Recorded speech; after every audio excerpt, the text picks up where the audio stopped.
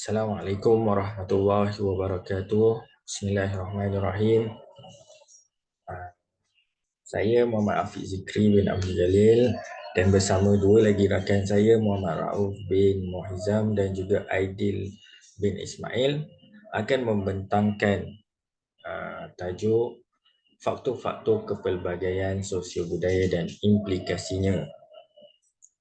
Sebelum tu saya akan menerangkan sedikit apa yang penting di dalam sosio budaya ini, iaitu seperti yang kita tahu, Malaysia merupakan sebuah negara yang mempunyai penduduk yang berbilang kaum dan etnik.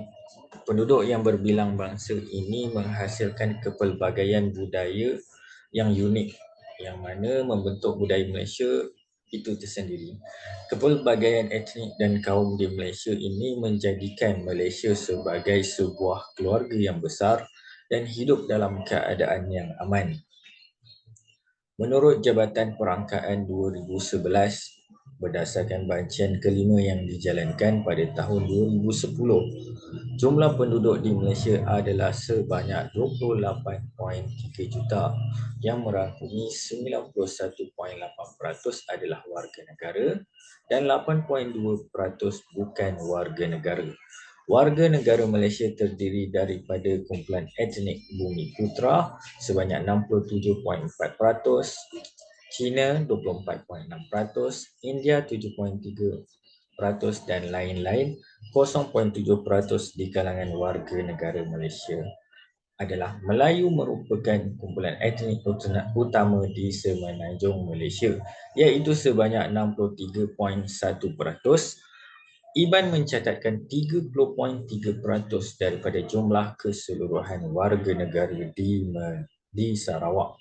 Manakala Kadazan dan Dusun merekodkan sebanyak 24.5% di Sabah. Kepelbagaian etnik di Malaysia inilah yang telah membentuk kepelbagaian sosio budaya di Malaysia. Seterusnya akan disambung dengan maksud sosio budaya, implikasi kepelbagaian sosio budaya, pemilihan sekolah dan masalah disiplin yang dihadapi di Sekolah Agama Bumi Putra Dalam.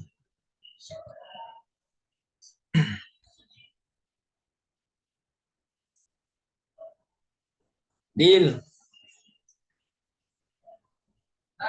Okay.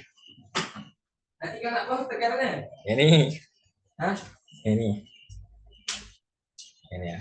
Okey. Lupa je. Wish. Okay, seterusnya kita akan pergi ke maksud sosio budaya. Kamus Pelajar edisi kedua, sosio didefinisikan sebagai kata awalan yang merujuk kepada perkaitan tentang faktor sosial atau kemasyarakatan. Sosio budaya bermaksud hubungan masyarakat dengan budaya seperti cara hidup, adat istiadat dan lain-lain. Sosio budaya bermaksud amalan gaya hidup dan peradaban bagi sesuatu masyarakat lahir dari pegangan dan kecenderungan diri masyarakat berkenaan dalam pelbagai bidang hidup untuk memberi kepuasan dan merangsang pembangunan hidup masyarakat tersebut.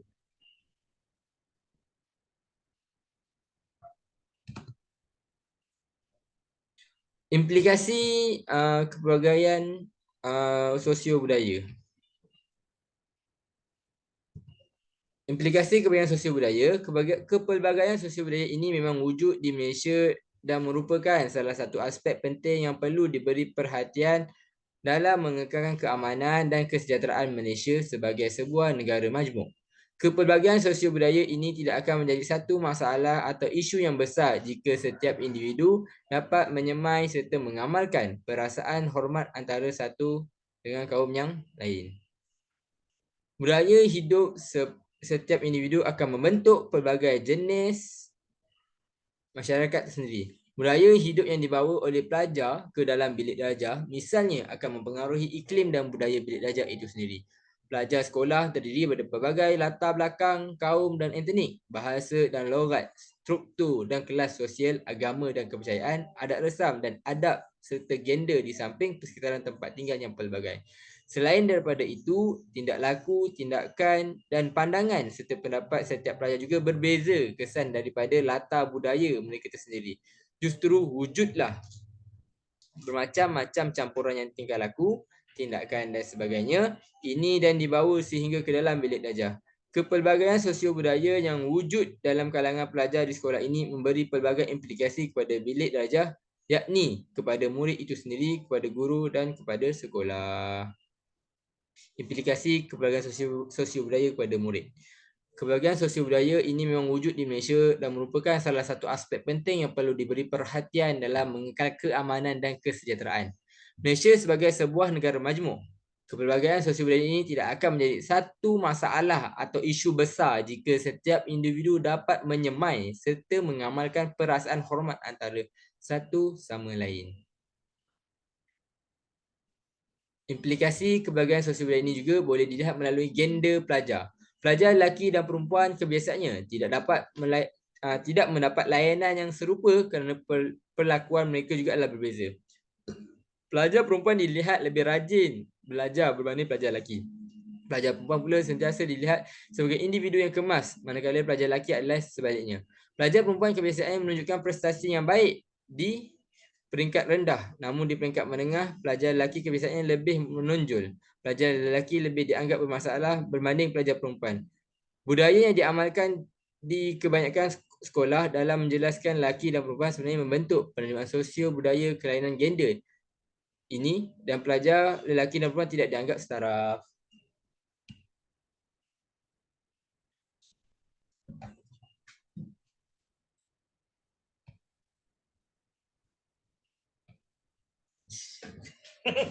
Kau berapa minit bos?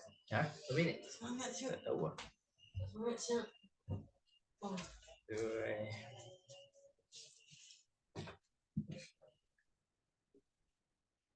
Mana? Dah.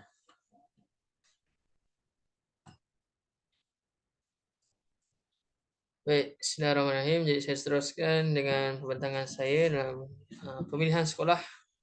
Dan kami memilih satu sekolah yang mana buat kajian berkaitan dengan implikasi di pelbagaian sosial, apa kesannya kepada sekolah yang kami pilih lah. Dan saya lebih mengupas tentang isu-isu yang terjadilah, masalah yang terjadi jika disebabkan daripada kepelbagaian sosial tersebut. Okey, sekolah yang saya pilih merupakan Sekolah Agama Kampung Bumi Putra Dalam. Sekolah ini merupakan sekolah yang berada di dalam negeri Johor sendiri. Yang mana sekolah ini saya sendiri pergi ke situ lah.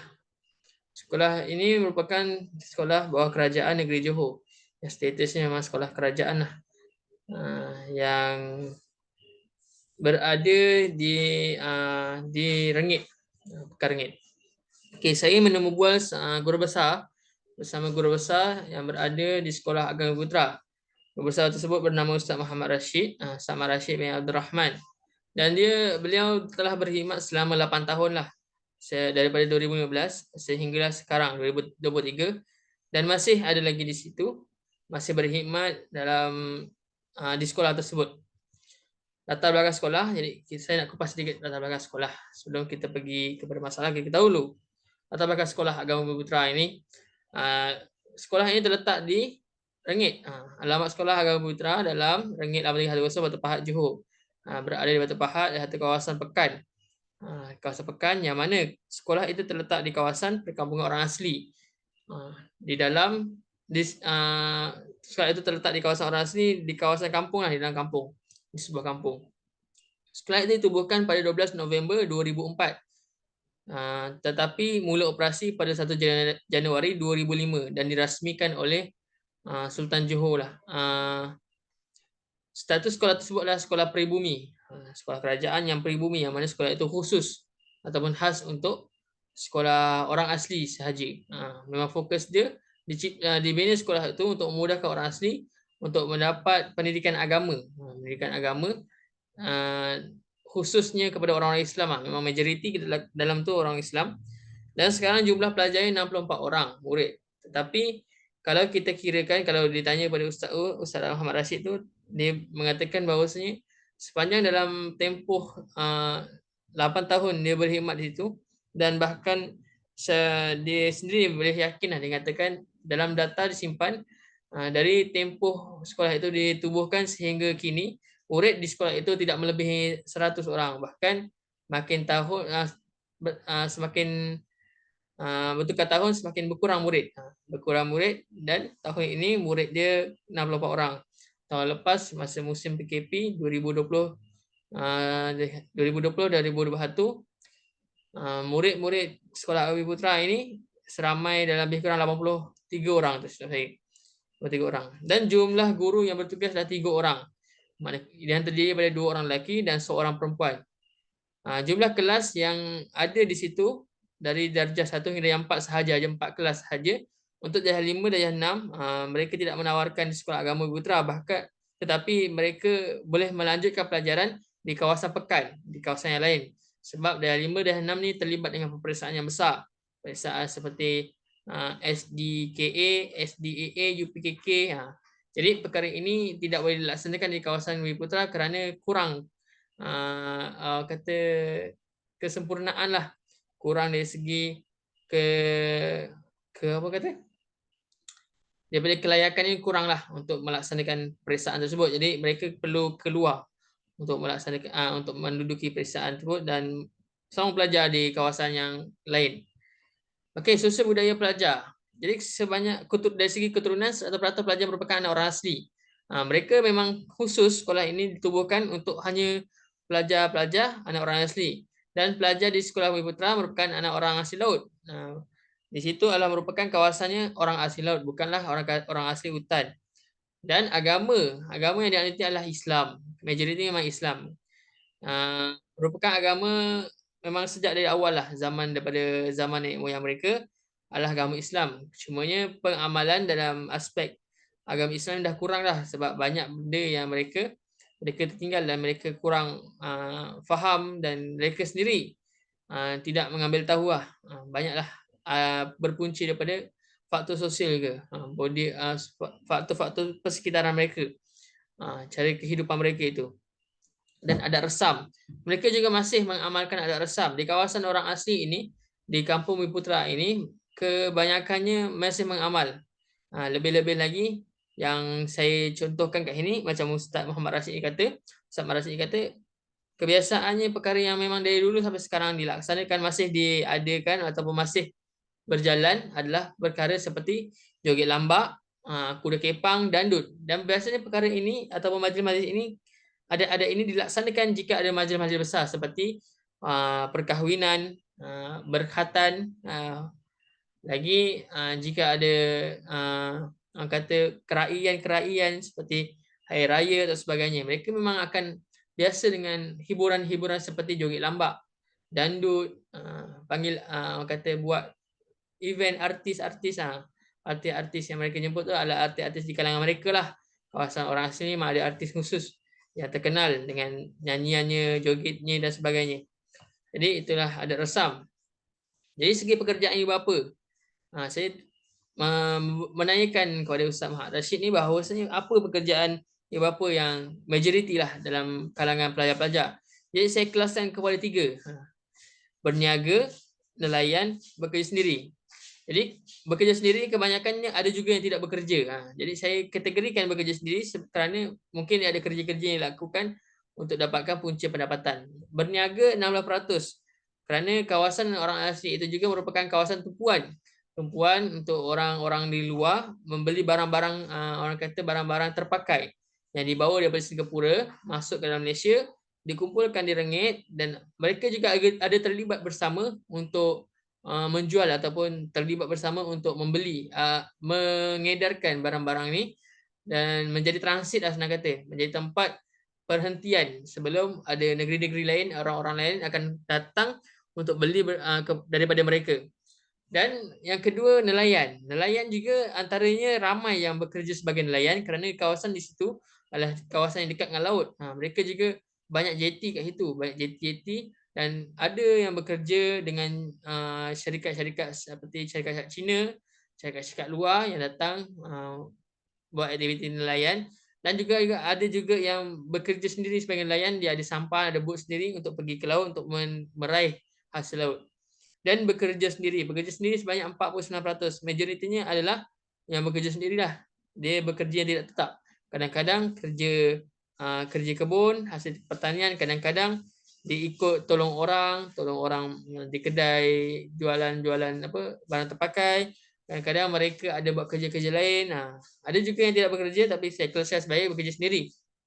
Kerana banyaklah antaranya. Okey, dari perkelasan isi rumah pula, saya bagikan pada mengikutlah perkelasan yang telah ditetapkan oleh kerajaan. Ada terbahagi kepada 4, miskin tegah, M40, B40 dan T20.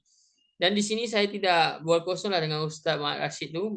Beliau sendiri berkatakan bahawasanya memang majoriti pelajar-pelajar anak orang asli adalah miskin tegah, yang mana pendapatan isi rumahnya kadang-kadang tidak sampai 500. Bahkan kurang daripada itu kerana mereka tidak ada kerja tetap, bekerja sendirilah, kerja dengan orang, kerja kutip sawit, kutip buah-buah dry, buah-buah sawit yang dry tu, dia kutip jual kelapa dan sebagainya. Yang kedua M40. M40 memang tidak adalah di kawasan orang asing. M40 memang tidak ada. B40 ada juga dan tergolong yang terdiri pada orang-orang yang berniaga, nelayan, dan T20 memang tiada lah. Memang kawasan orang asing ini kebanyakannya miskin tegah dan majoritinya penerima bantuan-bantuan daripada kerajaan. Bantuan daripada Jabatan Kemajuan, Jabatan Agama Islam sendiri, macam-macam lah bantuan daripada kerajaan, inisiatif dari kerajaan berikan kepada mereka. Okey, masalah disiplin yang dihadapi di sekolah agama Bumi Putera Dalam. Di sini saya menanyakan apakah masalah yang dihadapi oleh kerana keperbezaan sosio budaya ataupun perkara-perkara yang berlaku kerana faktor-faktor dari sosio budaya, apa yang berlaku, apa masalah yang dihadapi di sekolah. Jadi antara yang masalah yang paling besar, macam-macam masalah yang diceritakan kepada saya, tapi saya ambil satu masalah. Masalah paling besar adalah masalah disiplin pelajar. Masalah disiplin pelajar berkaitan dengan ponteng sekolah. Ponteng sekolah di sana memang sangat teruk lah. Memang masalah ponteng sekolah sana adalah masalah yang sangat kritikal kata. Sekolah Bumi Putera Dalam ni muridnya hanya 4 kelas sahaja. Ada 4 kelas sahaja, 4 darjah. 1, 2, 3 dan 4. Yang mana terdiri daripada 64 orang pelajar sahaja. 64 orang pelajar. 34 daripada perempuan dan 30 lelaki. Tetapi jumlah kehadiran tidak mencapai 50% setiap hari. Tidak pernah mencapai 50%, maknanya tidak separuh. Kadang-kadang cuma 20 orang datang, kadang-kadang ada 27 orang, 23 orang, 19 orang. Ustaz Mat Rashid sendiri berkata begitulah. Dan saya mengambil bukti daripada kehadiran yang direkodkan oleh guru. Saya ambil daripada 3 bulan 12 hingga 7 bulan 12. Daripada rekod kehadiran guru sendiri, rekod kehadiran murid yang guru catat. Yang mana pada 3 bulan 12, murid yang hadir hanyalah seramai lebih kurang 20 lebih orang. 20 lebih orang. Yang tidak hadir pun lebih daripada 30 orang. Manakala pada hari 4 bulan 12 pun sama, 20 lebih orang sahaja yang datang. Yang tidak hadir hampir separuh, memang lebih daripada separuh tidak datang. Dan hari yang ke-5 bulan 12 pun sama, bahkan makin berkurang daripada hari 4 bulan 12. Hari 6 bulan 12 pun sama, lagi kurang. Dan hari yang terakhir saya ambil rekod ni, 7 bulan 12, muridnya berjumlah dalam 22 orang. Jadi saya nak ambil sebagai bukti lah yang mengatakan bahawasanya kehadiran di sekolah itu tidak mencapai 50%. 50%. Jadi saya buat satu formula. Jumlah hadir 5 hari, maksudnya 5 hari pelajar ni saya tambahkan bahagi dengan jumlah sepatut hadir 5 hari. Untuk seminggu, peratusan untuk seminggu. Saya buat untuk seminggu, untuk 5 hari kehadiran. Ini bukan untuk seharian. Ini saya ambil untuk 5 hari. Kalau kira hari pun sama juga. Tidak cukup, tidak melebihi 50%. Jadi seramai 112 orang sahaja datang dalam seminggu, sepatutnya hadir 320 orang lebih kurang. Kehadiran yang sepatutnya dipenuhi.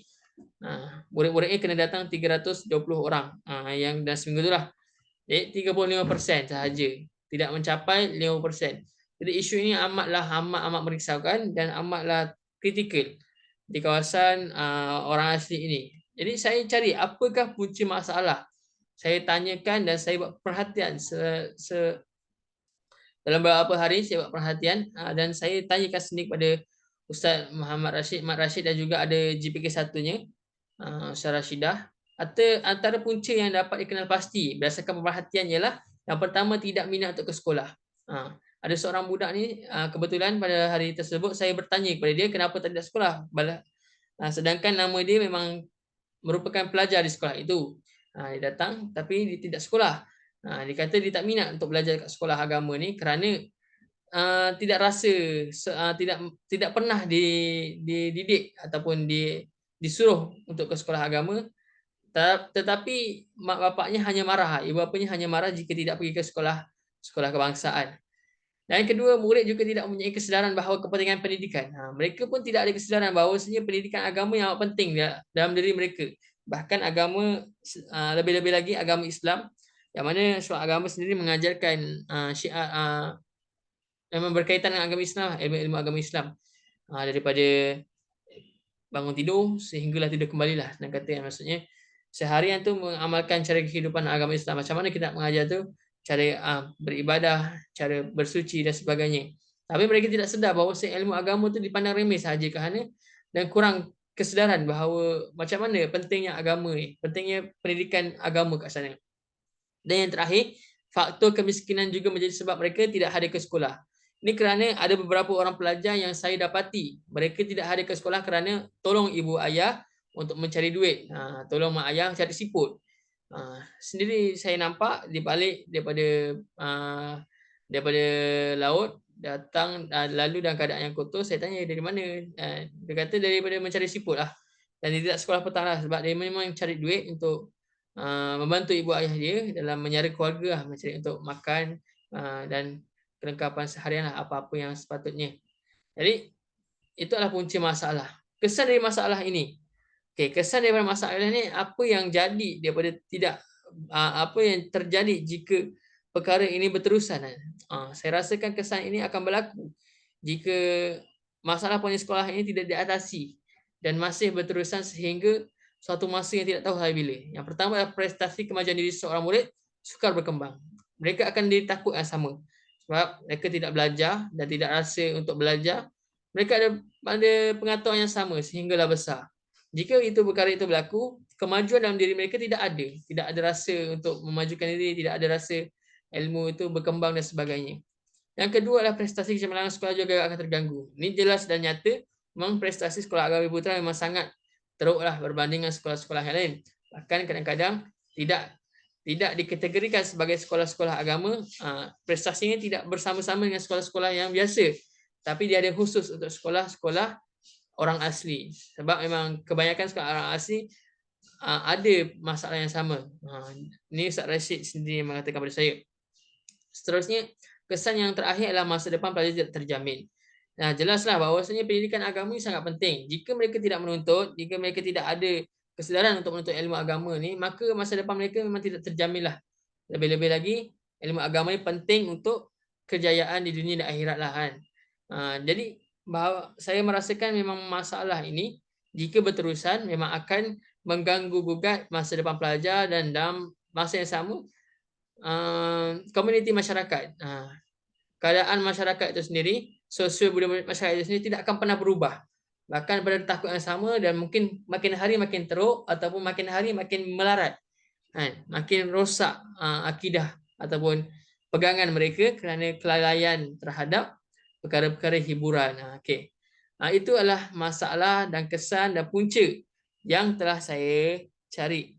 Dan insya-Allah akan disambung seterusnya. Dalam penyelesaian, bagaimana, apakah cadangan daripada kami untuk memberi penyelesaian ataupun membantu mengurangkan masalah ponting di sekolah agama Bumi Putra ini.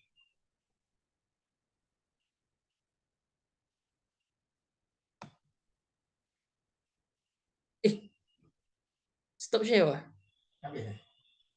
Ada lagi ya? Bukan ideal last ke saya nak kena habiskan? Bikinnya ke nak suruh apa ni? Apa nak last ke? Kesan Kesan dah. Kesan Slide seterusnya. Tekan juga. Okey, antara cara mengatasi daripada masalah ponteng sekolah ini ialah memberi kesedaran kepada ibu bapa kepentingan anak-anak ke sekolah. Yang kedua, prestasi kecemerlangan sekolah juga akan terganggu. Masa depan pelajar tidak terjamin. Wah, dia tak habis buat lagi. Aduh. Apa lagi ni? Kacau lagi buat ini. Yo ya. Tak boleh cut kan? Hah? Tak boleh cut. Masuk kedua. Apa kaitan ni? Tak boleh cut je. Habis dah kan? Tu je kan? Guna slide yang tadi. Slide yang tadi kan? Last. Slide yang last. Bos suruh goreng. Okey, cara mengatasi bagi saya terus goreng macam tu kan. Yang tadi tu boleh cut lah. Boleh tak nanti cut? Entah. Oh. Goreng lah bos. Konten bos. Benda apa cara mengatasi? Okey. Cara mengatasi adalah yang paling saya rasa berkesan lah gini. Berasa apa? Beri kesedaran. Bos dah masuk yang tadi. Lah tadi dia bos. Tak boleh. Apa ni? Potong lah bos yang ujung ni. Tak payah lah saya Habis mengatasi. ni. Habis je lah. Ya. Tengok lah ini. Aduh. Jiwa kacau. Jiwa kacau. Memberi kesedaran. Okey dah. Aduh. Skul. Aduh. Penting lah. Tak ada apa-apa kot seterusnya. Macam tak buat je.